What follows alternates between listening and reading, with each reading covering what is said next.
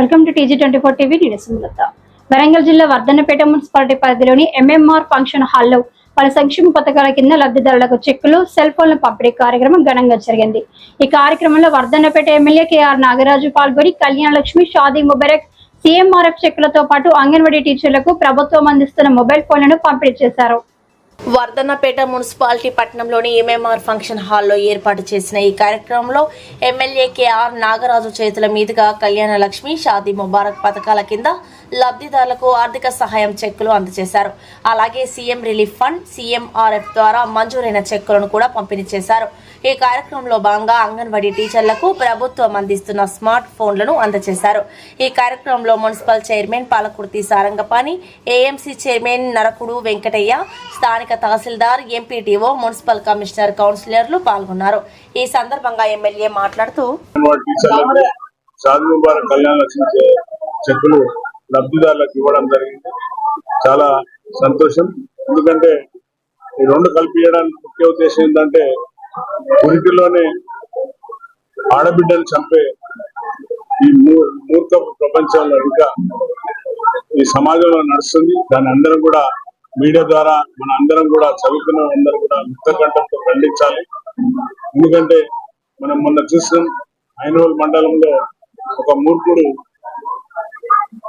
అమ్మాయిలు పుడుతున్నారని తల్లితో పాటు ఇద్దరు పిల్లలను, మరి అమ్మాయి పాపం గర్భిణితో ఇంటిలో లింగ నిర్ధారణ చేసి ఆ అమ్మాయిని బలవంతంగా మరణ వాటర్ లో అంటే స్విమ్మింగ్ పూల్ లో బలవంతంగా ముంచి చంపిందని పోలీసులు ప్రాథమిక నిర్ధారించింది. సో ఇలాంటి చర్యలను మన అందరం కూడా సమాజంలో ఖండించాల్సిన బాధ్యత ఉన్నది. మరి అలాగే ఈ విషయం పైన అంగన్వాడీ టీచర్లకు నేను క్లియర్ గా చెప్పినాను. మీరు ఎడ్యుకేట్ చేయవలసిన బాధ్యత మన అందరి పైన, మన భుజస్కంధాల పైన ఉన్నది.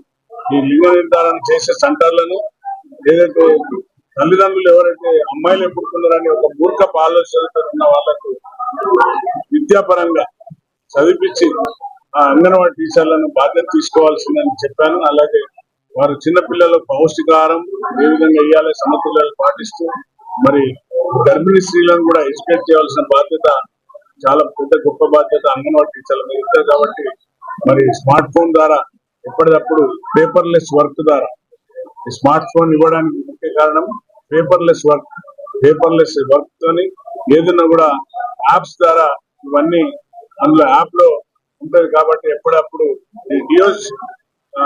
జియో ట్యాగ్ చేసి అనుసంధానం చేస్తారు. కాబట్టి ఎవరు ఆబ్సెంట్ అయినా లేకుంటే తప్పుడు నమోదు చేసినా కూడా అది సెంటర్ కు ఇమీడియట్లీ మెసేజ్ పోతుంది. కాబట్టి ఒక గొప్ప కార్యక్రమం ఇది. మరి అంగన్వాడీ టీచర్లు కొన్ని ఇబ్బందులు ఎదుర్కొంటున్నారు. సహజ అది తప్పనిసరిగా గౌరవ ముఖ్యమంత్రి దృష్టికి, భట్టి గారి దృష్టికి తీసుకెళ్తామని చెప్పడం జరిగింది.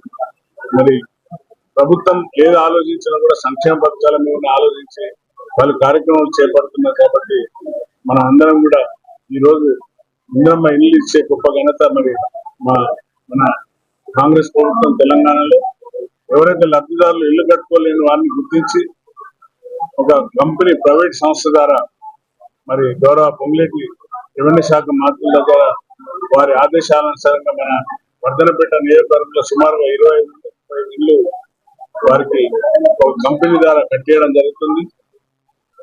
రెండో విడత కూడా మళ్ళీ ఇంద్రమ్మ ఇల్లు ప్రారంభం కాబోతున్నాయి. కాబట్టి ఎవరు కూడా నిరుత్సాహపడద్దని మీడియా ద్వారా తెలియజేస్తారు. హాయ్ అండి, నేను మీ Satyasri. Please do subscribe TG24 TV.